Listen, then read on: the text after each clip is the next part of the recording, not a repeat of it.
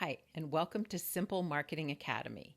This is where small business owners, entrepreneurs, and solopreneurs come to learn very simple and cost effective marketing techniques so they can gain more clients, make more sales, increase their revenue, and grow their businesses. My name is Jill Fox, and I'm the owner of Fox Social Media.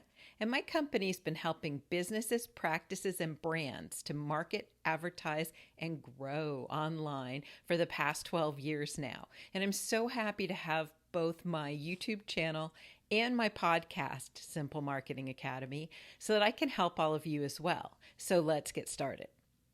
Today, we're going to talk about 3 things you need to do to not have your business be completely invisible online. Now, I've seen this happen to really good businesses, 2 of them very recently. They do a great job in their day-to-day activities. They serve their clients very well. They're intelligent, they're hardworking.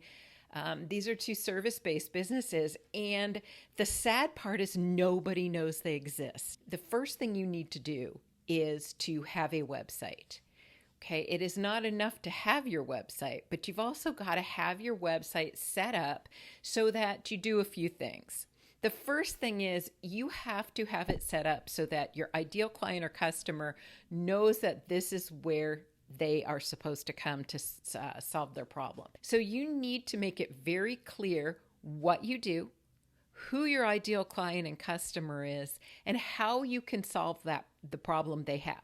Whether it be anything from just wanting something to needing something. Whatever that situation is they're looking to solve, you need to let them know what that outcome is going to be after they work with you or buy your product, whichever that is.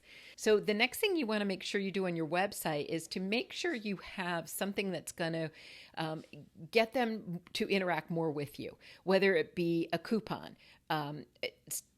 click here to get my free training, click here to get my checklist.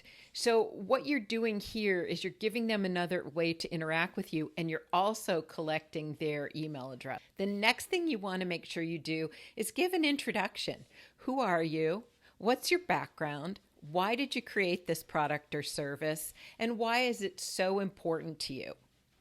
Next, you need to introduce your service or your product. Why is it better than the others? Who does it serve? What type of a result does it give using your product or service? And lastly, you need to have contact information. You should have your phone number, if appropriate, depending on your type of business. You should have an email address on there that people can contact you at, that you check daily. And you should have links to your social media sites in either the header or the footer or both. So that brings me to social media. Maybe just 2 sites to start off with, but make sure they're the sites that your ideal client and customer are going to be on. So let's say you have a business that's B2B. You sell to other businesses. You absolutely have to be on LinkedIn. So you need to have your personal profile completely optimized. Take the time, spend the time. Go look at mine and you'll see what I'm talking about. Mine is linkedin.com/in/Jill W. Fox. Go look at it. All of those categories that apply to you should be filled in. Have a really good summary that tells about you. Explain what your business is about. Tell a little bit about who you are outside of work. Use the featured section to tell a little bit about your work. Showcase your work. Show different, maybe a podcast you've been on, an award you've won, an article you've been quoted in, anything like that you want to put there. And again, you want to have contact information. What you need to know about social media is that people are going to check you out. It's okay to be on 1 or 2 sites. It's not okay to be non-existent. When you're non-existent, people lose trust. They can't get enough information. They're generally going to move on to another business. They can't learn anything or get comfortable or see images or see videos about you. So you are going to lose out if you're not on at least a few of the social media sites, the ones that your clients frequent the most. Let's say you have a hair salon. You need to be on Facebook, and Instagram. Those are probably the most likely places. If your customers are very young, then maybe TikTok as well. But just be where your clients and customers are and pick 2 of them. The next thing I want to tell you about social media, get your username to be the same across the board. Like if you want to find me online, type in Jill W. Fox on any one of the social media sites and you can find me. I use the same name across the board, so I'm very easy to find. I also will use that for my website. So my website is jillwfox.com.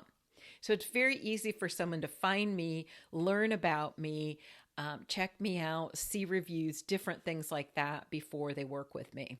So the next thing I want you to do is claim your Google business page. Right now, you can only do this if you have an actual location. You don't have to have a storefront, but you have to have a physical location for your business, a corporate headquarters. It can even be, a place like you rent an office in a location, something like that. That will work too. But Google is the #1 search engine in the world. So when you claim your Google business page, which is free, and you complete the information on it, which will take you maybe 10 minutes, you've provided Google, the #1 search engine in the world, with all the information they need to surface you in their search results.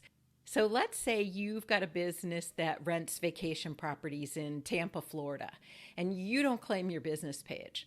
Well, when somebody searches vacation rentals in Tampa, Florida, you don't show up. It's for the most part, you are not going to show up. Now, if you do a great job with your social media, that may come up. But what Google's going to surface is those people that have those Google business pages. They've provided the information to Google to surface them in search results. There's more to it, and there's an algorithm as well, but that's the basic information you need to know. So the other thing is that's where you want people to leave reviews for you. Google, again, being the biggest search engine, and that's where people are going to go to find, let's say, a nail salon in Phoenix, Arizona. So if your nail salon pops up in the search results, that's good. If your nail salon pops up in the search results with outstanding reviews, that's great. Now people have trust in you and they're more likely to come to you. So that is by far the best place. I think they handle the reviews the most ethically of all the platforms. I think that's the best place to leave them. Now, let me tell you something though. Do not let somebody leave a review while they're in your place of business. Make sure they go home and do it. If they leave the review while they're in your place of business, there's a good chance it will never show up. The reason is Google knows your IP address of your business. And if that review was left from the same IP address, then they're going to say, oh, this is a fake review. And you can see why. So make sure people go home and leave that review. So let's go over this one more time. So the first thing you want to do is get your website set up with those basic things we talked about. The second thing you want to do is to get your social media, at least 2 sites, set up with all the information you need, and make sure you do, just a couple posts about your company at least to get started. The third thing you want to do is claim your Google business page and ask your clients and customers to give you a review on that page. So this is something that not only do I teach, but I do with all my clients. And I think if you do these 3 things, you're going to be off to a great start with a new business or a business that just really hasn't done a good job with its marketing so far. This is going to start to get you rolling. So at least take care of these 3 things. If you have questions, you can find me at jillwfox.com. And when you go to my website, you'll find that I have done for you social media services through Fox Social Media that I've been doing for 12 years for businesses in probably you name the industry, I've worked in it. And I also have a program called Simple Marketing Support, where you're going to be doing your own marketing, but for a very small monthly fee, you're going to work with me to bounce ideas off of, to ask questions to get direction. You'll find both of those things on my website. And thank you so much for joining me today, and I will see you in the next episode.